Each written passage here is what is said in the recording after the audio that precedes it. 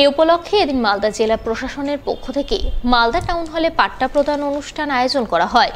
উপস্থিত ছিলেন রাজ্যের মন্ত্রী সাবিনা ইয়াসমিন, তাজমুল হোসেন, জেলা শাসক নিতিন সিংহানিয়া, জেলা পরিষদের সভাধিপতি লিপিকা বর্মন ঘোষ সহ অন্যান্যরা।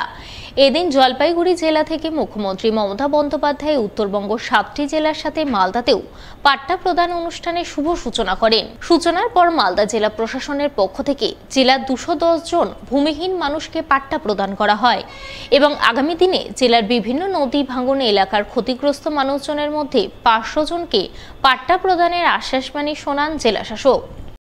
পাট্টা বিতরণ মাননীয় মুখ্যমন্ত্রী জলপাইগুড়ি থেকে করেছেন, আরও বিভিন্ন প্রকল্পের শিলান্যাস এবং উদ্বোধন উনি করেছেন ওখান থেকে। সেই প্রেক্ষিতেই মালদা জেলার প্রায় 210 জন মানুষকে পাট্টা আজকে ওখান থেকে উনি সেটা উদ্বোধন করে দিয়েছেন, সেটা আমরা এখান থেকে বিতরণ করব। এবং যে হারে বিভিন্ন প্রান্তে ভাঙন হচ্ছে, সেই ভাঙনকেও কেন্দ্র করে আমরা কিন্তু যতগুলো আমাদের ল্যান্ড ব্যাংক তৈরি হয়েছে, ল্যান্ড ব্যাংককে ইউজ করে আমরা ইতিমধ্যেই আরও 500টা পাট্টা প্রসেসে আছে, রেডি করছি আমরা, এবং সেটা রেডি হয়ে গেলে আমরা তাদেরকেও খুব তাড়াতাড়ি দিয়ে দেব।